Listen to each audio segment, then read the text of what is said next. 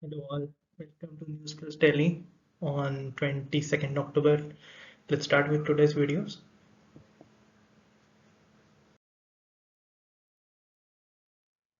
So area 1 we have media, area 2 a working environment initiative in Indian startup, 3 is technology, scientific discovery and health.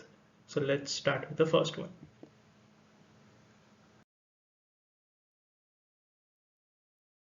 So short form content grows 1.3x in terms of MAU. So what's MAU? MAU is monthly active users. So in June 2020, when the Chinese app TikTok was banned in India, it found out that 1.3x times monthly user start increased for the short form content and 1.1x, that's 10% more increase in the daily active users for the short form content.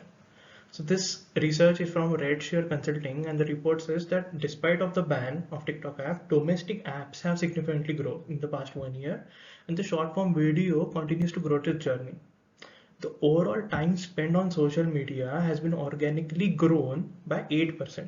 Okay, and for the non-social media, which is this short form video times, the time has grown 57%.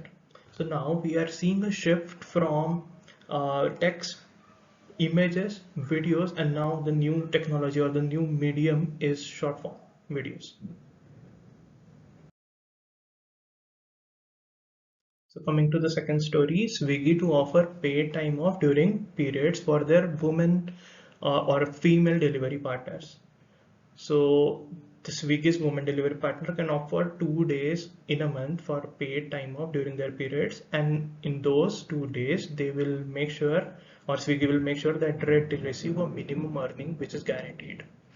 Apart from this, Swiggy is making other initiatives in terms of hygienic restroom. They have tied up with Shell petrol pumps for this and implementing safety measures. So they have a call center and they have also tied up with different police. So on this news of having paid time off during periods, there was a lot of things happening on the internet, and I saw this statistics where it says that 99% of the women working in Swiggy are under the age 45. Interesting thing here is 24% of them are earning income for the first time, and 32% of them they want to study further. So that's a good initiative from Swiggy helping women employment in India.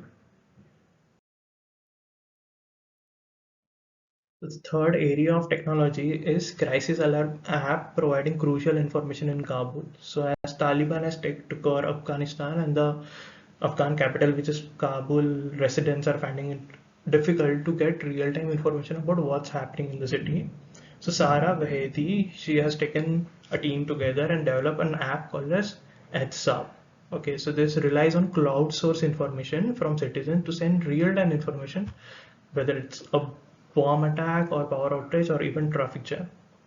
So this is a crucial information because people will know what's happening and they will react accordingly. And Sara Vahedi also has planned to expand it out of Afghanistan, I mean other parts of Afghanistan, and also in the countries of Africa and South America with their local versions of the app. World record coldest temperature ever recorded. So with the current scientist knowledge, the higher temperature has no upper limit. Okay, so this means that material you can make it hot and hot, and the higher temperature doesn't have a limit, but it is not the case with the lower temperatures. Okay, so there is an absolute zero condition or a lower benchmark of the coldest temperature ever recorded. So this is a benchmark like minus 23.15 Celsius, but it wasn't recorded or calculated or experimented in any laboratory. So recently a German scientist, a team of German scientists managed to achieve this temperature. They didn't reach the zero, but very close to that, and this is the closest recorded temperature ever in a laboratory. So according to the nature of physics, this kind of uh, low coldest temperature can result in different things. It can make things happen in a strange way.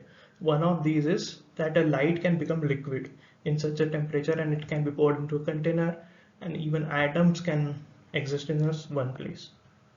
So experiments like this can help in understanding the particle dynamics and also help in advance the quantum computing, which is the upcoming computing technology.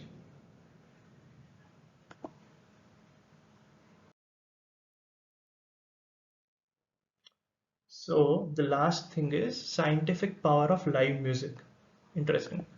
So live music allows experience a phenomenon called as mutual tuning, which was given by Alford. So this term means that we experience passage of time and emotions with others.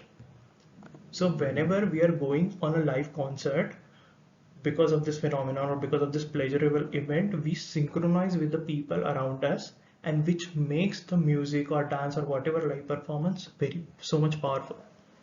So it can be experienced with the visual synchronization also. So if in the deaf community, they communicate music in terms of their expressions of hand expressions and the hand movements.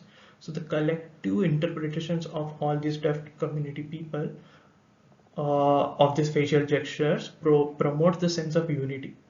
So this also can be experienced if close friends are walking together or talking together. So this synchronization can be experienced. So the true power of music when you are hearing in a concert might not come from the artist, but it can come from the concert goers, the audience.